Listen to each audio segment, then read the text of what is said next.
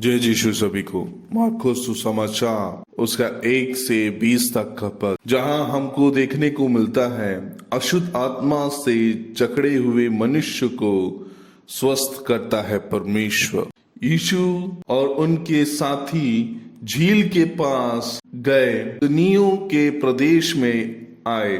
यीशु जैसे ही नाव से उतरा, एक अशुद्ध आत्मा से जकड़ा हुआ मनुष्य निकलकर उनके सामने आया। वह कब्रों में रहता था, वो कब्रों से निकल के उनके सामने आया। अब उसको कोई बांध के नहीं रखा था, क्योंकि वो बार बार बेड़ियों और में से बंधा गया, पर वो हमेशा उसको तोड़कर भाग आता था और वो उसको बांधने के लिए किसी और को इतनी ताकत नहीं थी। और वो रात दिन इस कब्रों में पड़ा रहता था, अपने आप को पत्थर से घायल करता रहता था। पर परमेश्वर को दूर से देखकर वो दौड़ पड़ा, जिसके शरीर में दुष्टात्माओं का वास है। और वो दुष्टात्मा परमेश्वर के सामने गिड़गिड़ाते हुए होता है, परमेश्वर के पुत्र, आपको मुझसे क्या काम?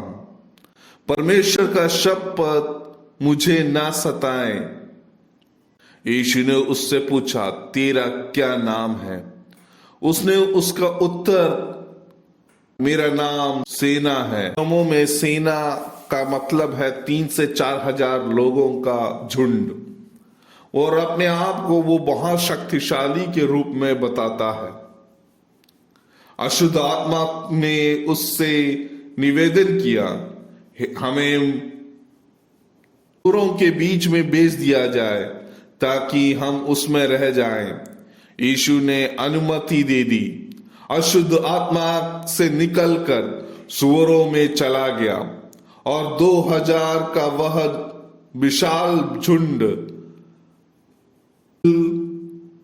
के कगार पे थे और वो झील में ही डूब गया। चरवाहे जो सूरों को चला रहे थे भागे और नगर एवं गांवों में जाकर समाचार सुनाए। लोगों ने देखा, सुना।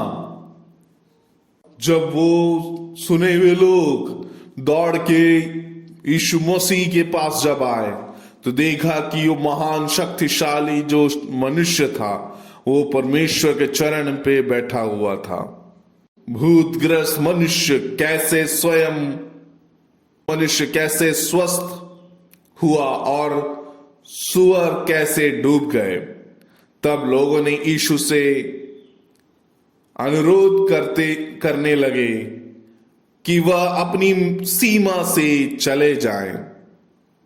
जब यीशु नाव पर चढ़ रहे थे, तब वो मनुष्य जो पहले भूत से झगड़ा था, उसने अनुरोध करने लगा, मुझे अपने साथ रहने दीजिए। पर परमेश्वर ने स्वीकार नहीं किया। उन्होंने उनसे कहा, अपने घर, अपने लोगों के पास जा, उन्हें समाचार सुना और जो कुछ प्रभु ने तेरे लिए किया है, जो कुछ तुझ पर दया हुआ, वह सब उन्हें बता। अब चला गया और वह प्रचार करने लगा कि यीशु ने उसके लिए क्या क्या किया, तो चकित रह गए। हमें यहां देखने को मिलता है एक भूतग्रस्त मनुष्य के शरीर में जब परमेश्वर का सामना हुआ, तो वो समझ गया कि वो 10,000 या 6,000 भी सेना का शक्ति रखने वाला मनुष्य परमेश्वर के सामने शून्य है। वो उनके घर पैर पर गिर गया। वो कहने लगा, हे परमेश्वर, मेरे को नष्ट तू मत कर। मेरे शरीर में जो दुष्ट आत्मा है, उसको तू जाके सूरों में घुसने का अनुमति दे। महान शक्तिशाली परमेश्वर की कृपा को दिखाते हुए हमको देखने को मिलता है।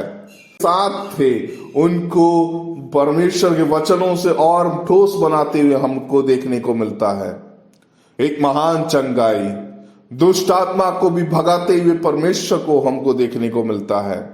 उसके बाद वो बोलता है, जा और लोगों को बता कि मैं जीवित परमेश्वर इस धरती पर आया हूं। वहां जो चंगाई मिला है वो बोलने को वो तैयार है। हम और आपके जीवन में अनेक चंगाइयां इस परमेश्वर ने हमको दिया है। जब हमारे पास नौकरी नहीं थी तो हमको नौकरी दिया।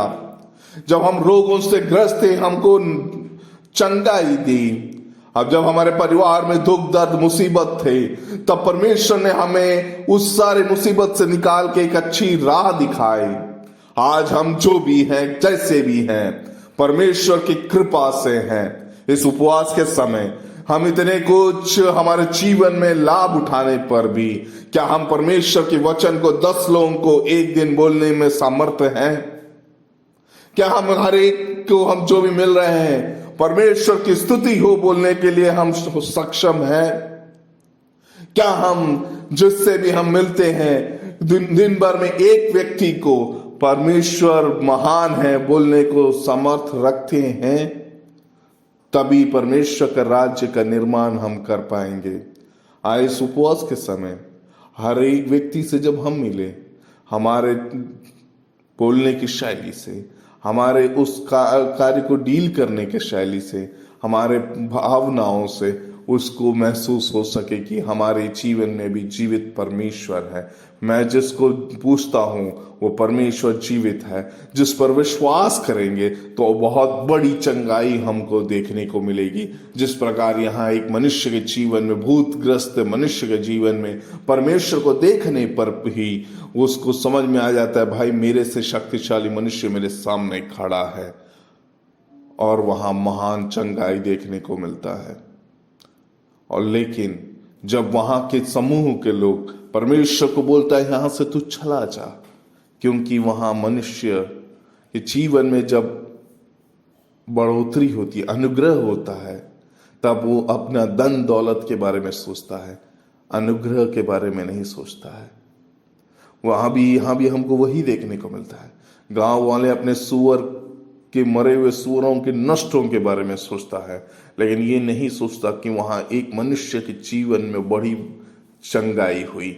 जो मनुष्य आज तक वहां कब्रों में सोता था, जिसके कारण कोई वहां उस क्षेत्र में जाना नहीं चाहता था, डरते थे, लेकिन वो के लिए डर वहां से खत्म करके एक मनुष्य के जीवन में भलाई हो गई। लेकिन तब भी वहां के समूह के लोग सूअर के मृत्यु के बारे में सोच रहे थे, परमेश्वर से होने वाली खतरे के बारे में सोच रहे थे। हम आज परमेश्वर को किस तरह देखते हैं? हमारे लाभ के लिए देखते हैं या हम अपनी जीवन में लाभ होने के लिए सोचते हैं?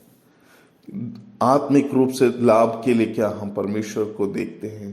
क्या उपवास के समय परमेश्वर को हम किस तरह देख रहे हैं? हम परमेश्वर को किस उपयोग से यूज कर रहे हैं? हमें खुद शोधना करने की जरूरत है। आए हम अपने आप को शोधना करें। आमीन।